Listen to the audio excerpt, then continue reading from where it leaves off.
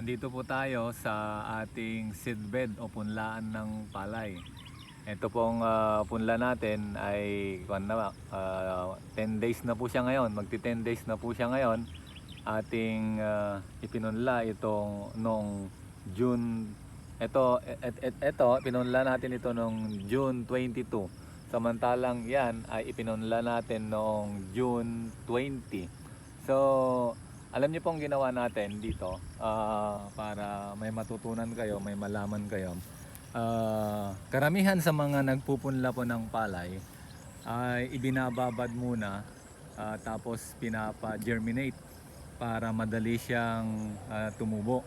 Pero dito sa parting ito, kung saan nakapokus tong ating video, hindi ko na po siya pina-germinate. Nung binili ko siya, ay isinabog ko aking inihanda itong punlaan na ito, tapos isinabog ko na po siya kaagad. At magkaiba po itong binhi ito. Ito po yung 222 hanggang doon. So makikita niyo sa video na ito medyo greener siya. Iba po yung variety na ito. Ito yung hybrid po to, na yung binibigay na libre ng gobyerno. Arise galing sa Bayer. Itong hybrid na to, at mas mabilis po siyang lumaki kumpara sa 322 na ordinary lang. So makikita po natin ang kaibahan ng mga hybrid at saka etong tinatawag po nating mga certified or mga pinalaki para maging binhi. So ipapakita natin na mas makapal kasi ito siguro, kaya parang mas malalaki at mas greener itong Bayer, yung hybrid ng Bayer na Arise. Akin pong paghahambingin ngayon itong hybrid at saka itong ordinary. Kaya ko sila ang plano ko dati hindi sana ipupunla itong hybrid, kaya lang pag-isip ko na aking ang paghahambingin. Total study yung ating ginagawa, paghahambingin po natin.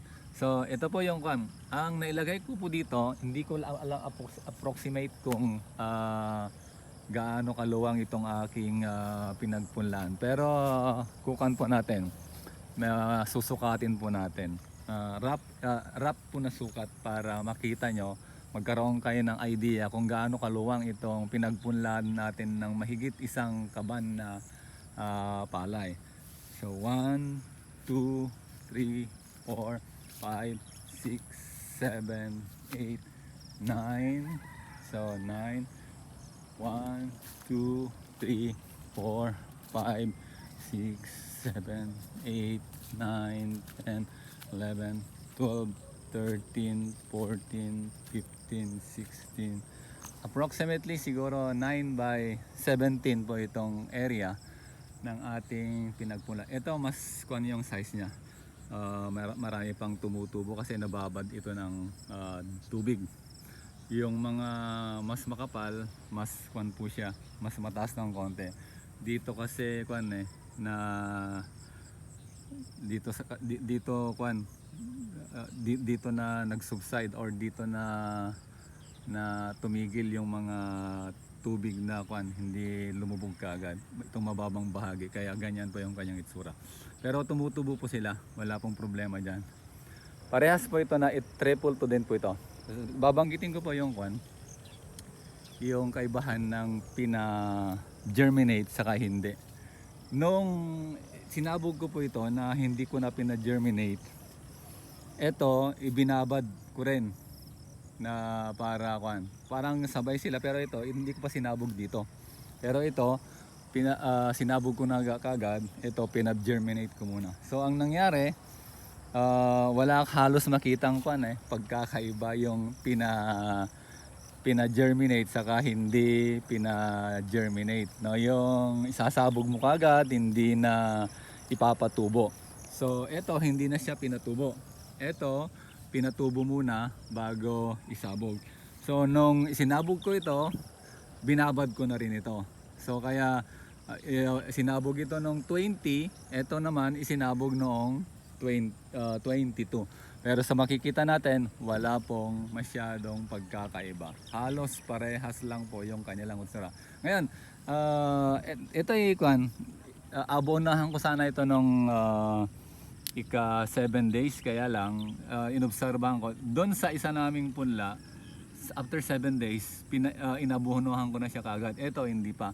Ngayon ko pa lang siya lalagyan ng pataba at patutubigan para lumaki. At after siguro after 5 days, i-sprayin ko siya ng calcium nitrate para tumigas at talagang hindi siya mag-attract ng mga insekto para mas matibay siya pag siya ay na bubunutin.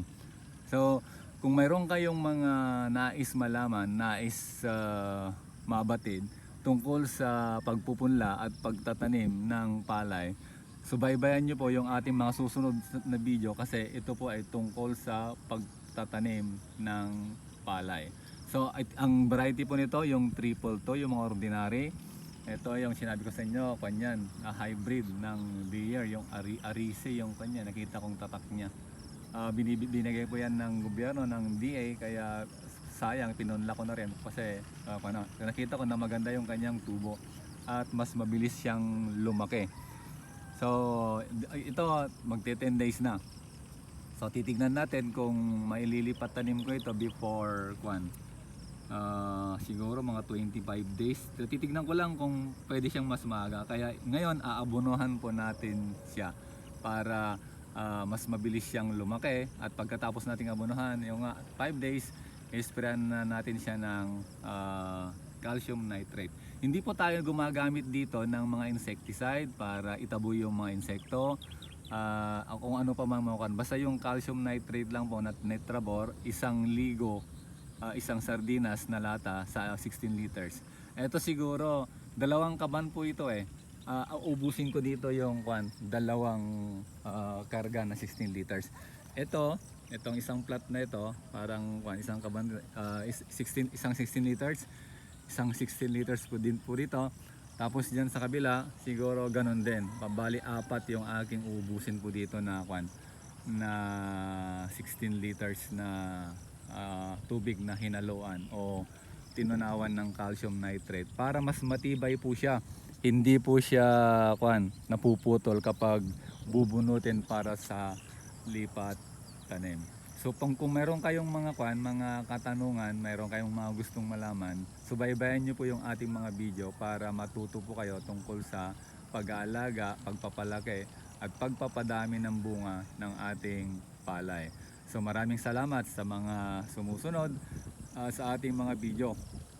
Alam ko hindi ko kayo na isa-isa lahat, pero yung mga masugid nating taga-subaybay na pag tayo may mga nilalabas na video ay nandyan sila nakaantabay at naghihintay sa mga video natin.